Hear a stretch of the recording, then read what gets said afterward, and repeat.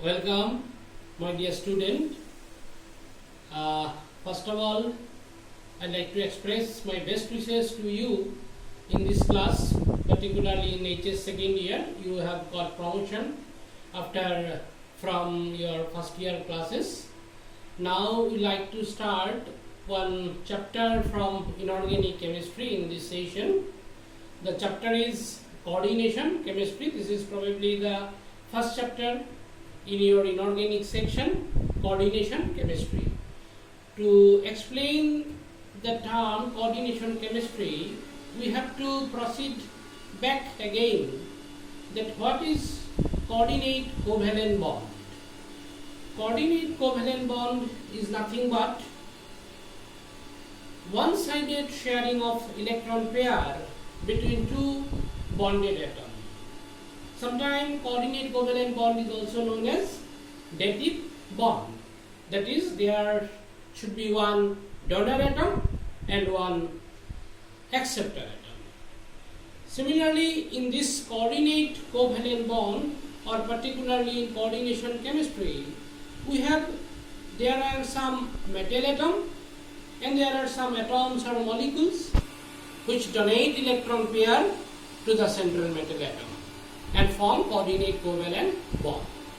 So, if I write the notation like this way, this is, for example, this is the metal atom and there is some atom or group of atom. Suppose let it be X, then it will donate electron pair to the central metal atom. Here, X is any atom or any molecule which has its excess of electron pair or lone pair of electron. So, to start with, first of all, we have to identify the atoms or group of atoms or molecules which can donate the electron pair to the central metal atom. So, the atom or molecule which can donate the electron pair to the central metal atom is known as ligand. In this chapter, the name is ligand. So, ligand is nothing but a metal atom or a group of atom. Ligand is nothing but a molecule or any group of atom or any ion it may be, but it should have one or more electron pair to donate the electron. So, instead of X, we can now write it is M and L. M for metal atom, L for ligand. And the electron pair will be donated from ligand to metal. So, this is one coordinate covalent bond. Now, regarding coordination complex, first of all, simple, let us take one example. For example, K4 FeCN 6 times. This is an example of coordination complex. So, here the central metal atom is iron and these are known as the ligand.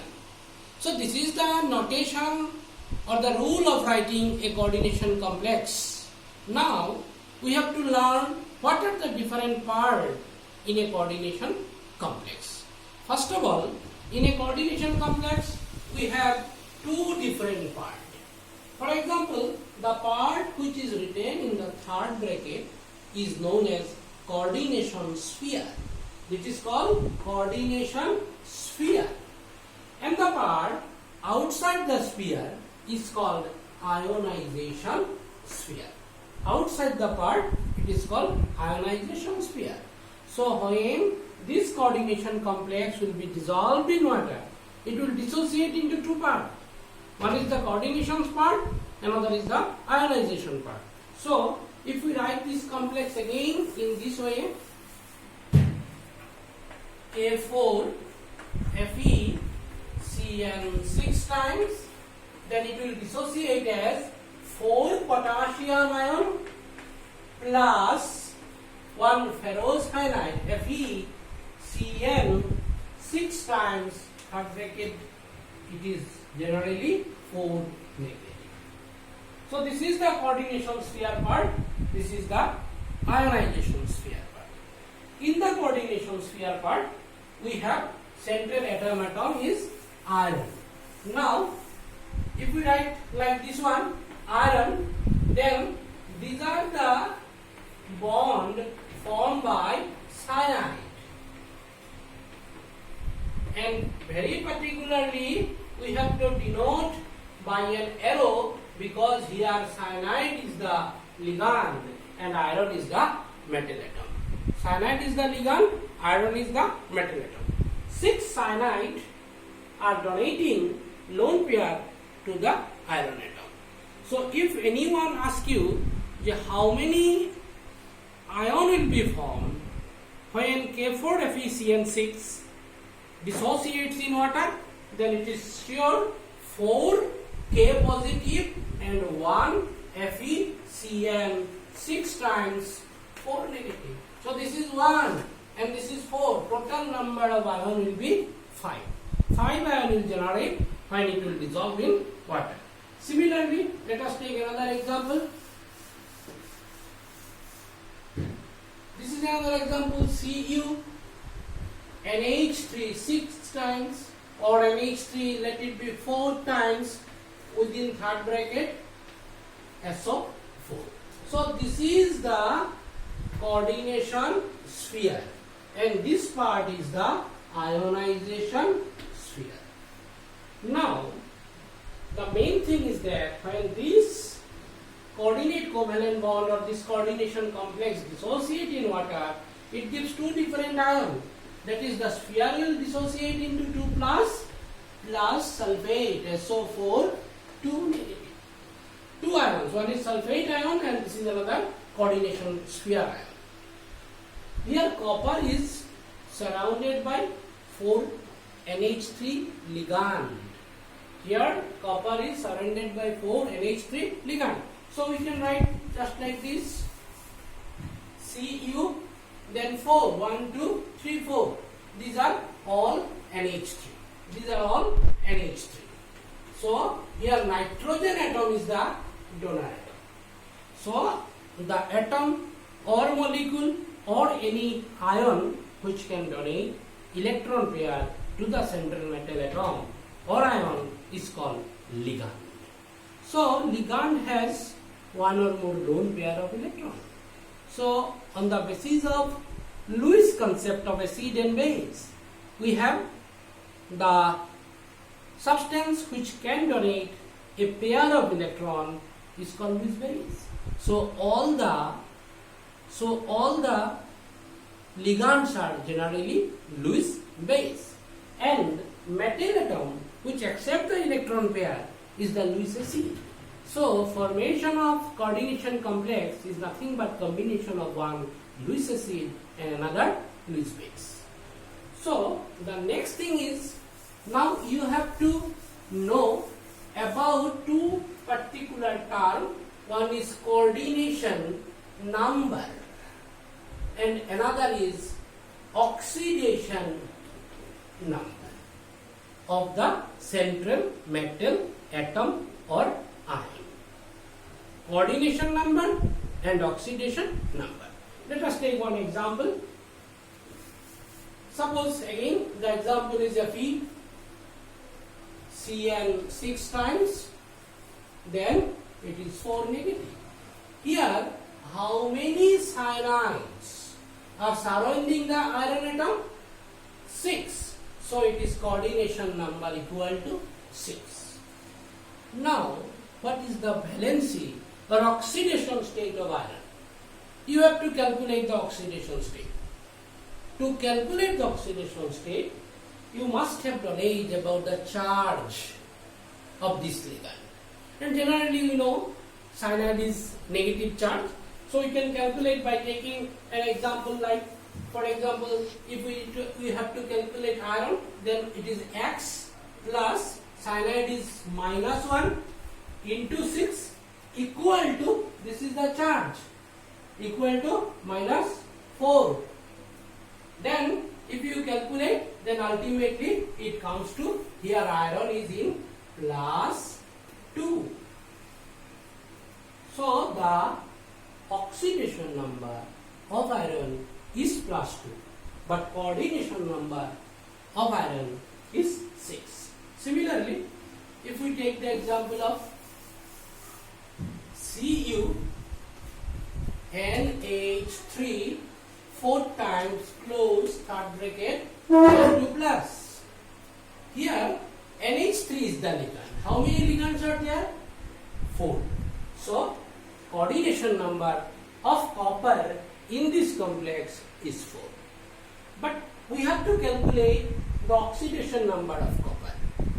Here NH3 is the ligand, and we know that NH3 is a neutral ligand. It don't have any charge. It is a neutral molecule. As a result, its charge is 0. Then X plus 0 into 4 equal to plus 2. That is X is equal to plus 2. So oxidation number is plus 2 of copper. It is to be taken into account that oxidation number must have some charge, but valency don't have any charge. Suppose, what is the valency of copper? 2. But what is the oxidation state of copper? It is plus 2. So now your duty is to identify the ligand first. Identify the ligand first. And to know the ligands, basically you have to go through one classification of ligands. So in your book, you just follow the what are the different ligands and how they can be classified. I am just giving some hints. For example, first of all, on the basis of charge, ligands are classified as negative ligand, neutral ligand, and positive ligand. Okay. For example, NH3. NH3 is a neutral ligand, but Cl negative. It is a negative ligand. Similarly, we have very few examples of positive ligand also. Now, another mode of classification is there. You can classify ligand on the basis of their mode of attachment to the central metal atom.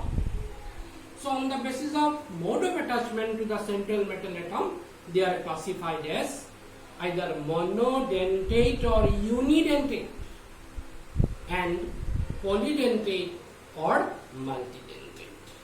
Mono or uni, poly or multi. Dentate means the sites, S-I-T-E-S, sites, by which ligands are attaching to the central metal atom. For example, this is a ligand. It has two donor sites. If it binds with the metal atom in this way, now we can say it is a bidentate ligand. Similarly, we have a ligand like this one. It has three donor sites. We can say it tridentate ligand. Similarly, if it is a ligand, then we can say it is a pentadentate ligand. So we have monodentate, bidentate, tridentate, tetradentate, pentadentate, and hexadentate, and so on. So many ligands are there, heptadentate, octadentate ligands are there, but this is not in your course. You just go through up to hexadentate ligand. So your first duty to know the names of the ligands and the charge of the ligand, because in this chapter you have to name the coordination complexes on the basis of IUPAC norms. There should be some rule for naming the ligands, similarly naming the coordination complex according to IUPAC norm. So your duty is to search for the names of the ligands from your textbook, and then in the next session I will discuss how to name a coordination complex, and there are so many different rules by which we can go through to name a coordination complex. Besides this, there are some other ligands also. For example, there will be one ambidentate ligand. Ambidentate ligand. Suppose this is a ligand. By the symbol, you see it has two dentate. But if this ligand attached to the metal atom by this or by this, then we call it an ambidentate ligand. Ambidentate, that is, it has two donor sides, but it donates once at a time, either this side or this side. For example, we have cyanide. It is an example of ambidentate ligand. It can coordinate to the metal atom by carbon, or it can coordinate by the metal atom with nitrogen. There are so many ambidentate ligands, and according to IUPAC norms, their name will be different. So, there will be another classification, ambidentate ligand. There are another type of ligand which is also called chelating ligand. Chelating ligand. By chelating ligand, we means there are so many polydentate ligands. When this polydentate ligands binds with the central metal atom, the geometry becomes a ring-like, cluster-type structure, ring-like structure, three-dimensional structure. Then this complex is called chelates, and the ligand is called chelating ligand. For example, a bidentate ligand can also be a chelating ligand. For example, one of the bidentate ligand in the next class I will explain, ethylene diamine. This is a bidentate ligand. For example, if it is a metal atom just like this, and if it has 6 coordination sides, then it will bind like this. These are ethylene diamine, these are En, these are En. So, this is the representation of a chelating ligand, and this is the formation of a chelate. Similarly, we have tridentate, tetradentate, pentadentate. So, in our next discussion, we will directly enter in the IUPAC nomenclature, but you have to go through your textbook to know the names of the ligands and their charge, so that we can calculate the oxidation number and we can follow the rules of IUPAC norms. So up to this, I like to conclude here. In the next class, I will start from this. Okay? Thank you.